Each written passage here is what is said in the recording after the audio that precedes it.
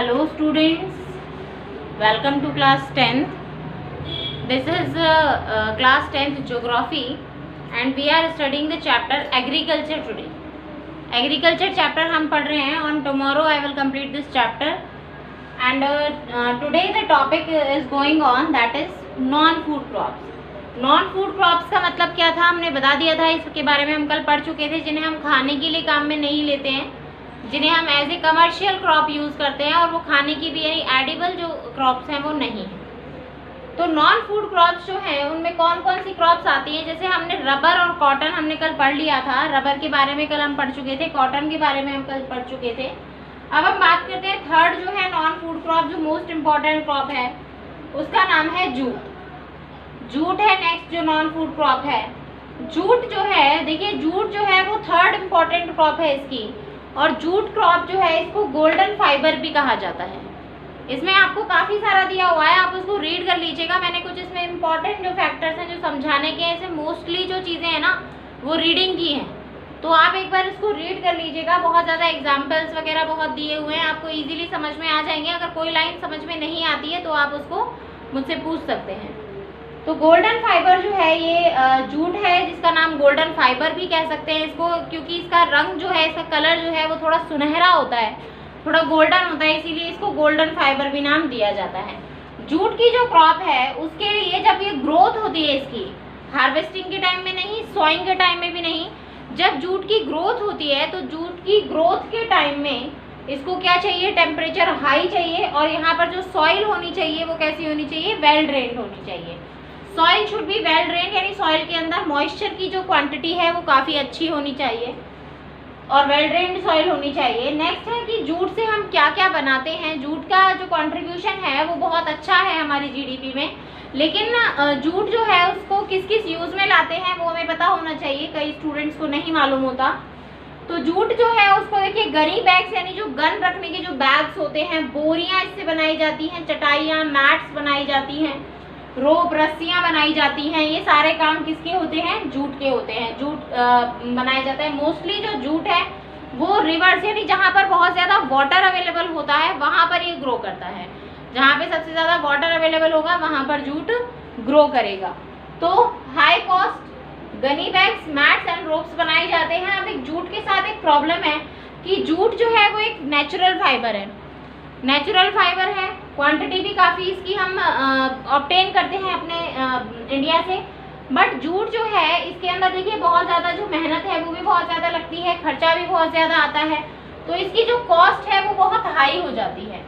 Jute की जो cost है वो बहुत हाई हो जाती है. और हाई कॉस्ट होने की वजह से जूट जो है उसको इंडिया में परचेज नहीं किया जाता, बहुत कम इसका परचेज किया जाता है. और इस वजह से जूट की जो डिमांड है वो कम होती जा रही है. एक इसका कारण ये भी है कि जूट जो है, जूट के कुछ सब्स्टिट्यूट आ गए हैं मार्केट में. जूट के कुछ सब्स्टिट्यूट्स आ गए हैं मार्केट में. और वो सब्स्टिट्यूट क्या है, जैसे प्लास्टिक शीट्स, नायलॉन रेयॉन की थैलियाँ, यानी कि इसके काफ़ी सारे सब्स्टिट्यूट्स आ गए हैं जो कि जूट से बहुत ज़्यादा चीपर रेट में मिलते हैं. तो जब वो इतने ज़्यादा चीपर रेट में मिलेंगे तो जूट को हायर कॉस्ट पे, यानी इतनी हाई रेट पर कौन परचेज करेगा. तो जूट के साथ ये प्रॉब्लम है कि जूट जो है वो बहुत ज़्यादा हाई कॉस्ट पर दिया जाता है. इसकी वजह से इसकी जो बिक्री है, इसकी जो सेलिंग है वो बहुत कम होती है. तो ये हो गया हमारा जूट. वेस्ट बंगाल में मेनली, वेस्ट बंगाल यानी जितने भी कोस्टल एरियाज हैं इन सभी में जो जूट है उसका प्रोडक्शन काफ़ी अच्छा होता है. अब हम बात करते हैं, हमने बहुत सारे यहाँ पर एग्रीकल्चर पढ़े, हमने एग्रीकल्चर मेथड्स भी पढ़े, हमने सिस्टम भी पढ़ा एग्रीकल्चर का क्या है, हमें प्रिमिटिव सब्सिस्टेंस फार्मिंग भी पढ़ी. बहुत सारे मेथड्स हमने एग्रीकल्चर के पढ़ लिए. अब ये जो जितने भी एग्रीकल्चर मेथड हमने पढ़े तो हमने उसमें देखा कि इंडिया जो है वो काफ़ी हद तक तो जो अपनी फार्मिंग है, अपनी क्रॉप्स हैं, उनके अंदर काफ़ी हद तक अपने आप को सेल्फ रिलायंट कर चुका है. लेकिन फिर भी कहीं ना कहीं ये और कंट्रीज से बहुत पीछे है, क्योंकि इसके जो टेक्नोलॉजिकल जो रिफॉर्म्स हैं वो नहीं हुए हैं. क्योंकि इंडिया में आज भी ट्रेडिशनल टेक्नोलॉजी यूज़ की जा रही है। बहुत जगह ऐसी हैं जहाँ पर प्रोडक्शन बहुत ज़्यादा हो सकता है, लेकिन वहाँ पर टेक्नोलॉजिकल जो चेंजेस हैं अगर वो नहीं आएंगे तो टेक्नोलॉजिकल चेंजेस नहीं आने की वजह से वहाँ पर क्या हो रहा है, प्रोडक्शन कम हो रहा है। तो टेक्नोलॉजिकल चेंजेस कम आने की वजह से वहाँ पर जो प्रोडक्शन कम हो रहा है, इसकी वजह से क्या प्रॉब्लम आ रही है वहाँ पर, इसकी वजह से प्रॉब्लम ये आ रही है कि टेक्नोलॉजिकल रिफॉर्म्स जो हैं वो प्रॉपर नहीं हो पा रहे हैं। तो इंडिया जो है, इंडिया में कुछ टेक्नोलॉजिकल और इंस्टीट्यूशनल रिफॉर्म्स चाहिए, यानी हमारे यहाँ पर टेक्नोलॉजी हमें ऐसी चाहिए जो टेक्नोलॉजी क्या कर सके, जो हमारे यहाँ पर जो कल्टीवेशन किया जा रहा है उस कल्टीवेशन का जो भी क्वांटिटी है उसको इंक्रीज कर सके।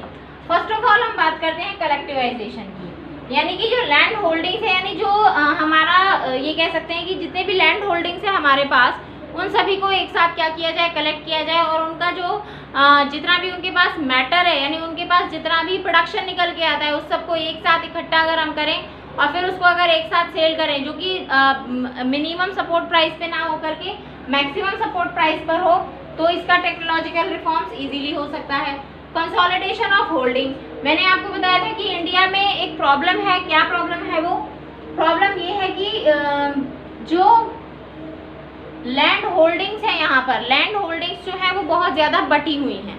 लैंड होल्डिंग्स यहाँ पर बहुत ज़्यादा बटी हुई हैं, और वो बटी हुई लैंड होल्डिंग्स जो हैं, उन बटी हुई लैंड होल्डिंग्स की वजह से, जैसे कि ये ज़्यादा से ज़्यादा जो प्रोडक्शन है, जैसे कि एक बहुत बड़ा मान लीजिए कोई फार्म है, एक बहुत बड़े फार्म के हमने 10 पीसेस कर दिए, और वो जो 10 हमने टुकड़े कर दिए उनको 10 पार्ट्स में डिवाइड कर दिया, तो वो 10 पार्ट्स जो हैं वो क्या उतना प्रोडक्शन दे पाएंगे जितना प्रोडक्शन वो एक बड़ा फार्म दे पा रहा था? नहीं दे पाएगा। क्यों नहीं दे पाएगा? क्योंकि आधी से ज़्यादा जो उसमें मान लीजिए 10 बीघा है, वो टोटल 10 बीघा में से कम 1 बीघा तो किस में ही चली जाएगी, पार्टीशन में ही चली जाएगी। 10 बीघा में से जो 1 बीघा है वो तो पार्टीशन में ही चली जाएगी। तो जो होल्डिंग्स है, लैंड होल्डिंग्स, उनकी जो क्वांटिटी है, उनका जो एरिया है वो धीरे धीरे क्या होता जा रहा है, डिक्रीज होता जा रहा है। और वो एरिया जब डिक्रीज हो रहा है तो कंसोलिडेशन ऑफ लैंड होल्डिंग्स जो है वो नहीं हो पा रहा है। तो उस एरिया के डिक्रीज होने की वजह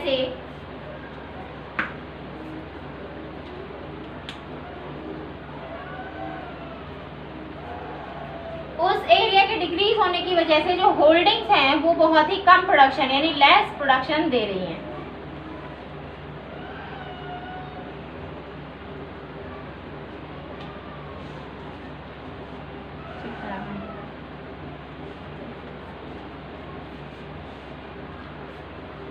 और लैंड होल्डिंग्स का कंसोलिडेशन यानी कि अगर हम इन सभी स्मॉल लैंड होल्डिंग्स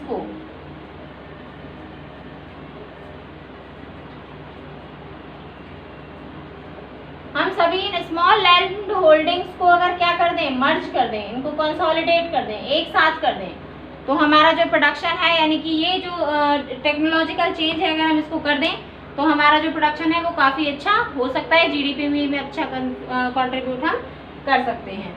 अब बात करते हैं abolition of zamindari system.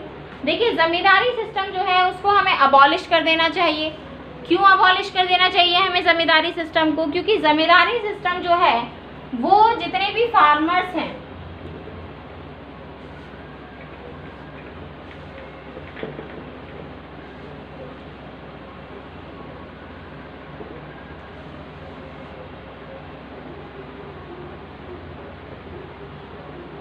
Abolition of जमींदारी, जमींदारी का हमें अबॉलिशन कर देना चाहिए। अबॉलिशन से मतलब है कि हमें जमींदारी सिस्टम को बिल्कुल हटा देना चाहिए, रिमूव कर देना चाहिए। क्यों? क्योंकि जमींदार जो होते हैं इनका मेन जो काम होता है यानी लैंडलॉर्ड्स का जो मेन काम होता है वो होता है लोगों को अपने जाल में फंसाना। ये लोग क्या करते हैं, जो भी जो लेबर होती है, लैंडलेस लेबर, उनसे विदाउट पेमेंट वर्क करवाते हैं।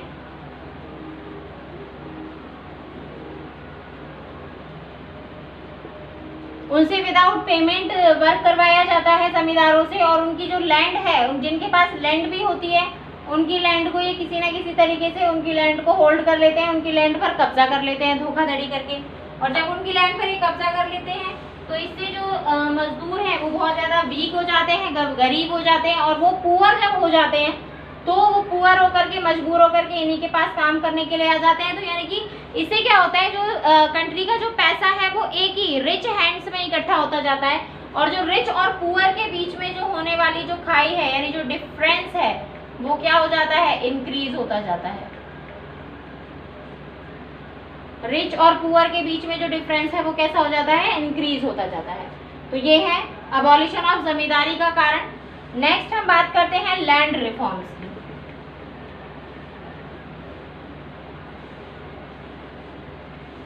लैंड रिफॉर्म्स, लैंड रिफॉर्म्स का मतलब क्या है कि हमें ज़मीनों की भी जो कंडीशन है, लैंड जो है हमारी कल्टीवेशन के लिए जो लैंड है उसकी भी कंडीशन को हमें क्या करना पड़ेगा, इम्प्रूव करना पड़ेगा। लैंड रिफॉर्म हमें करना पड़ेगा, कल्टीवेशन की जो लैंड है उसको हमें क्या करना होगा, इम्प्रूव करना होगा। तो देखिए लैंड जो है, फर्स्ट ऑफ ऑल तो हमें क्या करना है, होल्डिंग्स को कंसोलिडेट करना है, फिर हमें उसे फर्टाइल बनाना है। फर्टाइल कैसे बनाना है, उसे हम कैसे बनाएं, मॉडर्न मेथड से। और उसमें मॉडर्न मेथड्स जो होंगे, वो मॉडर्न मेथड्स क्या होंगे, देखिए हमें लैंड को जो फर्टाइल हम बना सकते हैं वो है HYV सीड से, टेक्नोलॉजिकल चेंजेस से, टेक्नोलॉजी चेंज करके, मशीनरी यूज करके।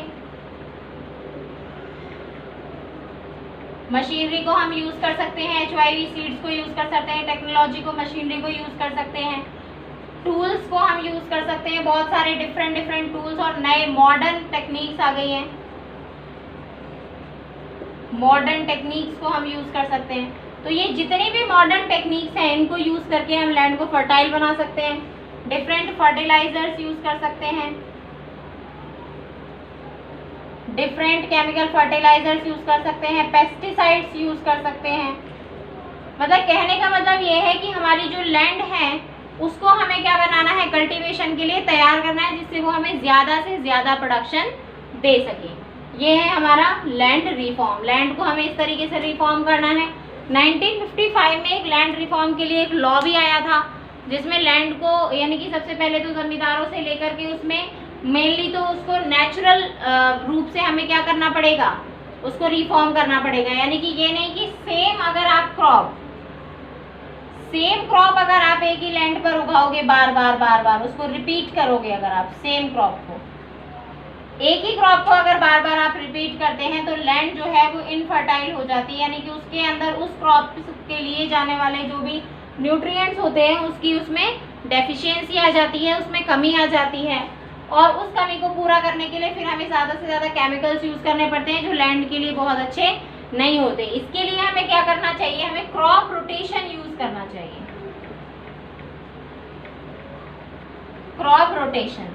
क्रॉप रोटेशन का मतलब क्या होता है, देखिए क्रॉप रोटेशन का मतलब होता है जब एक क्रॉप को लगातार हम ना उगा करके हम क्या करें, डिफरेंट क्रॉप्स को डिफरेंट टाइम पर, जैसे कि अभी मैंने मान लीजिए वीट उगाया है, उसके बाद में कुछ वेजिटेबल्स उगा दूं, फिर मैं मेज उगा दूं, उसके बाद में राइस उगा दूं, फिर दोबारा से वीट का नंबर आ जाए।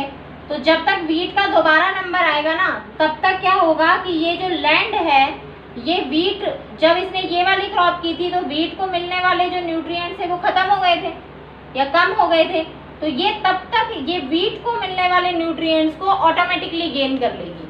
तो इसी वजह से, और जब तक वेजिटेबल्स का नंबर आएगा, यानी इतना रोटेशन चलता रहता है, तो इस वजह से लैंड रिफॉर्म इजीली हो जाता है। और लैंड रिफॉर्म में एक आता है लैंड होल्डिंग्स, जिनको भी हमें क्या करना है, बड़ा करना है, क्योंकि अगर लैंड होल्डिंग्स बड़ी नहीं होंगी तो फिर प्रोडक्शन भी ज़्यादा नहीं हो पाएगा।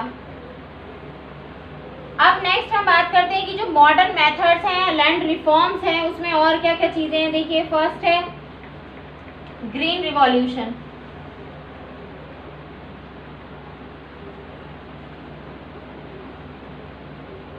Green revolution mainly food grains के लिए था तो सभी क्रॉप के लिए, लेकिन मेन इसमें रखा गया था फूड ग्रेन्स को।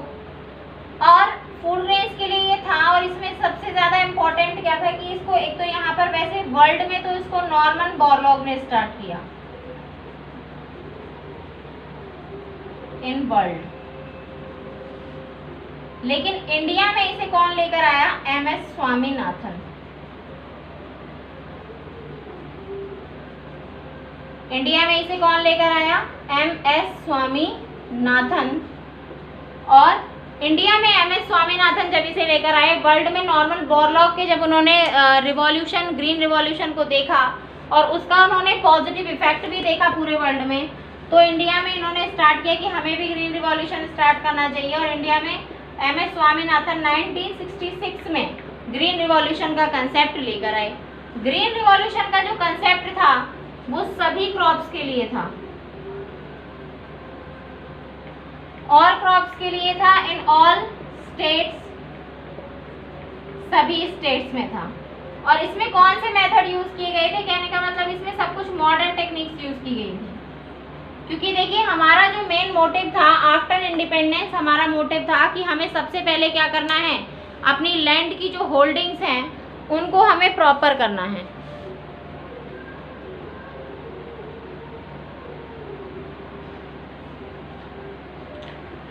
इसमें मेन जो इसका मोटिव था वो था, देखिए सभी क्रॉप्स को सभी स्टेट में मूव करना, स्टेट में सभी क्रॉप्स का प्रोडक्शन बढ़ाना।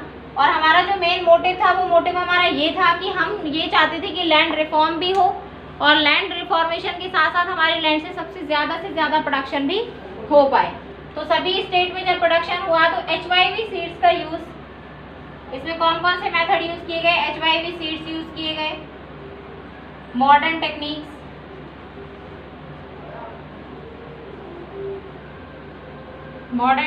यूज की गई, पेस्टिसाइड्स, फर्टिलाइजर्स, यानी जितनी भी मॉडर्न टेक्निक्स थी वो सभी यूज की गई। Chemical fertilisers, modern irrigation system जिसमें ड्रिप इरिगेशन सिस्टम था, जो कि इजराइल मेथड से बिलोंग करता है। ड्रिप इरिगेशन सबसे पहले इजराइल में आया था, इजराइल से हमने अडॉप्ट किया है इसको। और ड्रिप इरिगेशन के साथ साथ स्प्रिंकलर सिस्टम जिससे पानी भी बहुत कम खर्च होता है। और लेस डिपेंडेंसी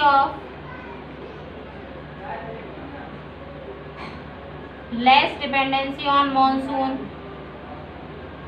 यानी कि अगर मॉनसून ना भी आए, मॉनसून यानी बारिश अगर ना भी आए तो भी क्या हो जाए, हमारे यहाँ पर जो कल्टीवेशन है उसमें कोई प्रॉब्लम नहीं आए। तो ये था ग्रीन रिवॉल्यूशन। ग्रीन रिवॉल्यूशन का जो मेन मोटिव था वो सभी स्टेट्स में था, लेकिन जब ग्रीन रिवॉल्यूशन को स्टार्ट किया या फिर इस एप्लीकेशन को अप्लाई किया गया, जब इसे अप्लाई किया गया तो इसका जो मेन प्रभाव देखने को मिला, जो इसका इफेक्ट हुआ वो दो ही, effect on only 2 crops. Effect इसका सिर्फ 2 क्रॉप्स पे हुआ, वो 2 क्रॉप्स थी व्हीट एंड राइस। लेकिन इस पर इसका इफेक्ट इतना अच्छा हुआ कि व्हीट और राइस पर, राइस में हम क्या हो गए, सब्सिस्टेंस हो गए, यानी व्हीट और राइस में हम सेल्फ रिलायंट हो गए। अब व्हीट और राइस के लिए, क्योंकि ग्रीन रिवॉल्यूशन से पहले हमें व्हीट और राइस के लिए, व्हीट और rice before green revolution we import wheat and rice. हम व्हीट और राइस को हम क्या किया करते थे, इम्पोर्ट किया करते थे। लेकिन आफ्टर ग्रीन रिवॉल्यूशन हम इसमें क्या हो गए, सेल्फ रिलायंट हो गए। After this we are self reliant, यानी अब हमें सेल्फ रिलायंट हो गए, वो हो गए। इसके अलावा हम एक्सपोर्ट भी करने लगे, अदर कंट्रीज को एक्सपोर्ट भी करने लगे। तो मेन जो इसका था वो व्हीट और राइस में देखने के लिए मिला, और वो भी सारे स्टेट्स में इक्वल नहीं था इसका रिजल्ट। ऑल स्टेट्स में इसके रिजल्ट्स जो थे वो इक्वल नहीं थे, अनइक्वल रिजल्ट्स थे। मेनली जो व्हीट और राइस का जो प्रोडक्शन इंक्रीज हुआ, वो प्रोडक्शन इंक्रीज हुआ था किसमें, ज़्यादातर हुआ पंजाब, हरियाणा में, मेनली पंजाब और हरियाणा में, बिहार में यहाँ देखने के लिए मिला। बिहार में तो वैसे भी व्हीट और राइस काफ़ी ज़्यादा मात्रा में होता है। तो यहाँ पर इन कंट्रीज़ में, इन स्टेट्स में सबसे ज़्यादा इसका प्रोडक्शन देखने के लिए मिला। अब ये ग्रीन रिवॉल्यूशन किया गया। नेक्स्ट हमारा जो प्रोग्राम था हमारा इंटरडिपेंडेंसी का और रिफॉर्म्स का, वो है वाइट रिवॉल्यूशन लैंड रिफॉर्म्स का लिए, ये टेक्नोलॉजिकल रिफॉर्म्स में। वाइट रिवॉल्यूशन क्या है? जैसे ग्रीन रिवॉल्यूशन मेनली किसके लिए किया गया था? फूड ग्रेन्स के लिए। अब जो वाइट रिवॉल्यूशन है, वाइट रिवॉल्यूशन किया गया था किसके लिए, किस प्रोडक्शन के लिए? मिल्क प्रोडक्शन के लिए। व्हाइट रिवॉल्यूशन किसके लिए किया गया था? मिल्क प्रोडक्शन के लिए व्हाइट रिवॉल्यूशन किया गया था। अब ये जो मिल्क प्रोडक्शन है इसके लिए एक प्रोग्राम चलाया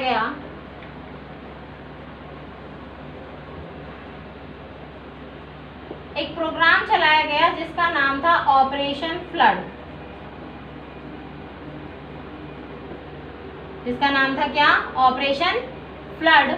ऑपरेशन फ्लड जो प्रोग्राम था, ऑपरेशन फ्लड प्रोग्राम के तहत 2 और 3 प्रोग्राम चलाए गए, जिसमें वाइट रिवॉल्यूशन भी था। और वाइट रिवॉल्यूशन में इसमें मिल्क का प्रोडक्शन बढ़ाया गया और मिल्क का प्रोडक्शन इंक्रीज हुआ काफ़ी। अब इसमें मिल्क का प्रोडक्शन इंक्रीज करने के लिए क्या किया गया? डिफरेंट टाइप के जो फूड होते हैं एनिमल्स के लिए वो अवेलेबल करवाए गए, और डिफरेंट टाइप की जो प्रजातियां होती हैं, स्पीशीज़ होती हैं एनिमल्स की, उनका प्रोडक्शन हुआ। तो इस तरीके से मिल्क का प्रोडक्शन बढ़ाया गया और उसमें मिल्क का प्रोडक्शन भी काफ़ी अच्छी मात्रा में इंक्रीज हो गया। इस तरीके से बहुत सारी रिवॉल्यूशन हुए, जैसे कि ब्राउन रिवॉल्यूशन हुआ।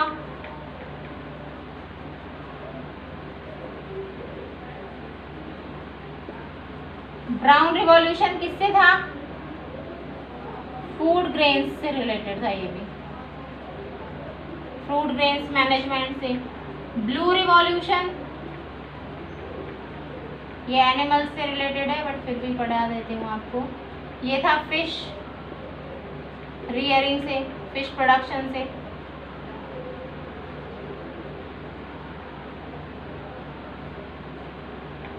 रेड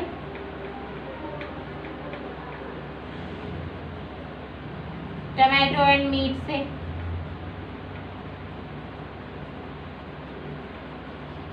तो इस तरीके से ये काफ़ी सारे प्रोडक्शन हमने देखे और काफ़ी सारे रिवॉल्यूशन जो हैं ये अप्लाई हुए थे। बैंक एंड कोऑपरेटिव सोसाइटीज़ को भी, ये बैंक एंड कोऑपरेटिव सोसाइटीज़, इनके बारे में हम कल पढ़ेंगे। यहाँ से हम ये जो टॉपिक्स हैं कल देखेंगे। Tomorrow I will complete this chapter, complete कर देंगे इस चैप्टर को, और कल तक मुझे इसके नोट्स मिल जाने चाहिए। सिर्फ 2 या 3 स्टूडेंट हैं जो ये वीडियो डेली देखते हैं, अदरवाइज एक भी स्टूडेंट ऐसा नहीं है जो आई थिंक पढ़ रहा है। ये बहुत ही वैल्यूएबल टाइम है आपके लिए, आप इसको रीडिंग कर लीजिए, क्योंकि ये वाला टाइम वापस नहीं आएगा। उसके बाद हमें सिलेबस आपको बहुत जल्दी करवाना पड़ेगा, और अगर सिलेबस जल्दी हो गया, जो भी स्टूडेंट्स देख रहे हैं उन स्टूडेंट्स से रिक्वेस्ट है कि वो अपने जो फ्रेंड्स हैं उनको भी बोलें कि वो सारे वीडियोज़ को ध्यान से देखें और क्वेश्चन आंसर्स वगैरह करें, क्योंकि ये जो चैप्टर्स आपको करवाए जा रहे हैं ये दोबारा नहीं करवाए जाएंगे। फिर बाद में आप एक दूसरे की नोटबुक्स लेकर ही उसको कंप्लीट करते रहना, ठीक है ना। तो ये आपका हो गया है आज लैंड रिफॉर्म और टेक्नोलॉजिकल एंड इंस्टीट्यूशनल। तो टेक्नोलॉजिकल रिफॉर्म्स तो ये हमारे हो गए आज। अब हम करेंगे इंस्टीट्यूशनल रिफॉर्म्स, यानी कि इंस्टीट्यूशनल रिफॉर्म में हम करेंगे कि जो क्रेडिट की जो अवेलेबिलिटी है वो किस तरीके से फुलफिल की जाए, क्रेडिट किस तरीके से अवेलेबल कराया जाए जो फार्मर्स हैं उनको, जिससे उनके पास जो पैसों की जो प्रॉब्लम आती है वो ना आए। तो इस अवेलेबिलिटी को पूरा करने के लिए कुछ इम्पॉर्टेंट इंस्टीट्यूशन जो रिफॉर्म्स हैं, then we will study this on tomorrow in next video. Thank you. Have a nice day.